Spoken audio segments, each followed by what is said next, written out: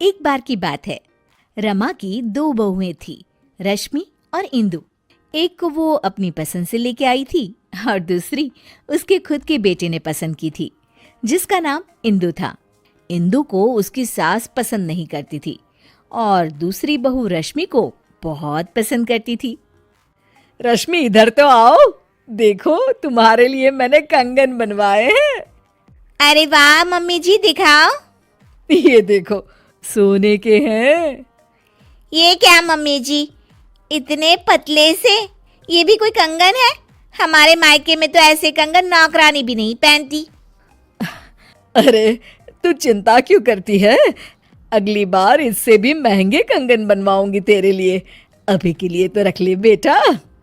चलो ठीक है, आप कह रही हैं तो। मम्मी जी, मेरे लिए आप कुछ नहीं लाई?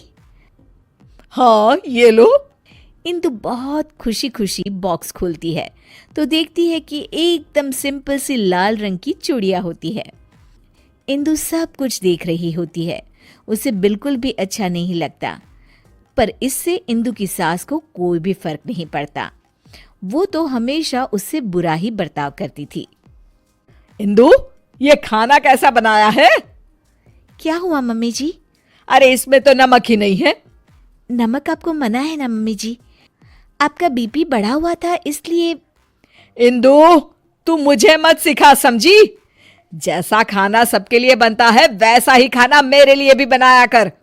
सासू माँ की डांट खाकर इंदु अपने कमरे में आ जाती है और हम देखते हैं कि वो कोई आम लड़की नहीं है, बल्कि उसके पास सुपर पावर है। चुटकी बजाती है और कमरा अपने आप साफ हो जाता है। पर घर के सारे काम वो अपने आप ही करती थी। सफाई करना, कपड़े धोना, खाना बनाना, ये सब उसने बहू बनने के लिए सीख लिया था। इंदु, एक काम तुम ठीक से नहीं करती। अरे, मैंने तुमसे कहा था कि पीली साड़ी प्रेस करके रखना और तुमने लाल वाली कर दी। सॉरी मम्मी जी, घर में इतना सारा काम होता है, मुझसे गलती हो गई। कितना काम होता है सब दिखता है मुझे। तो फिर आपको ये क्यों नहीं दिखता कि रश्मि दीदी तो कोई भी काम नहीं करती? उससे तुम अपनी बराबरी मत करो, समझी? क्यों मम्मी जी, मैंने ऐसा क्या किया है जो आप मेरे साथ ऐसा बर्ताव करती हैं? तुम उसकी जगह कभी नहीं ले सकती। उसे मैं पसंद करके लाई थी और तुम। मैं क्या मम्मी जी, रुक क्यों गई? तभी वहां रश्मि आ जाती है। तुम तो अनाथ थी, समझी? वो तो आकाश भैया पता नहीं कहां से तुम्हें पसंद करके लाए और हमारे ऊपर थोप दिया। इंदु को ये सब सुनकर बहुत बुरा लगता है और वो अपने कमरे में चली जाती है। फूट फूट कर रोने लगती है। इतने में अचानक उसकी माँ की रूह उसके सामने आ जाती है। इंदु, उठो बेटा।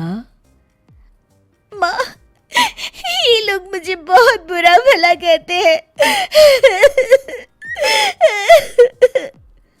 कोई बात नहीं बेटा, तुम आकाश से बहुत प्यार करती हो, इसीलिए तो इंसानों की दुनिया में रह रही हो। मैं तो तुमसे हमेशा से कहती आई हूं कि चलो यहां से अपनी दुनिया में।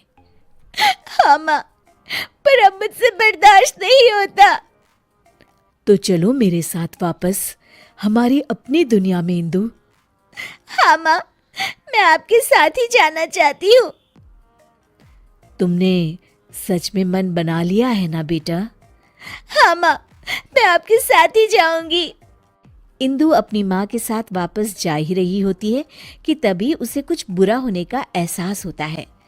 एक मिनट माँ, मुझे लग रहा है कि कुछ बुरा होने वाला है।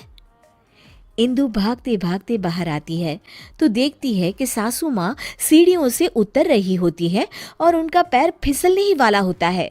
तभी इंदु बहुत तेज भागती है और आके सासू माँ को बचा लेती है, पर इसमें इंदु को चोट लग जाती है। मम्मी जी, आप ठीक तो है ना? आपको चोट तो नहीं आई मम्मी जी? इंदु की ये बात सुनकर सासू माँ को एहसास होता है कि इंदु कितनी अच्छी है और उनका कितना ख्याल रखती है।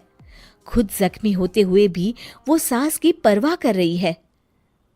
बेटा, चोट तो तुझे आ गई और तू अभी भी मेरी परवाह कर रही है। थैंक यू बेटा, थैंक यू। अगर तू न होती तो न जाने क्या होता। नहीं नहीं मम्मी जी, जब तक मैं हूँ आपको कुछ नहीं होगा। मुझे माफ कर देना बहू, मैंने हमेशा तेरे साथ बहुत बुरा बर्ताव किया। अरे नहीं मम्मी जी, प्लीज़ आप इस तरह माफ़ी मत मांगिए। इंदु, इधर तो आओ बहू। जी मम्मी जी। ये लो तुम्हारे लिए। ये क्या है मम्मी जी? इंदु बॉक्स खोलती है तो उसमें सोने के कंगन होते हैं। मेरी फेवरेट बहू के लिए एक तोहफा। इंदु खुश हो जाती है और अपनी सास के गले लग जाती है। Thank you mummy ji.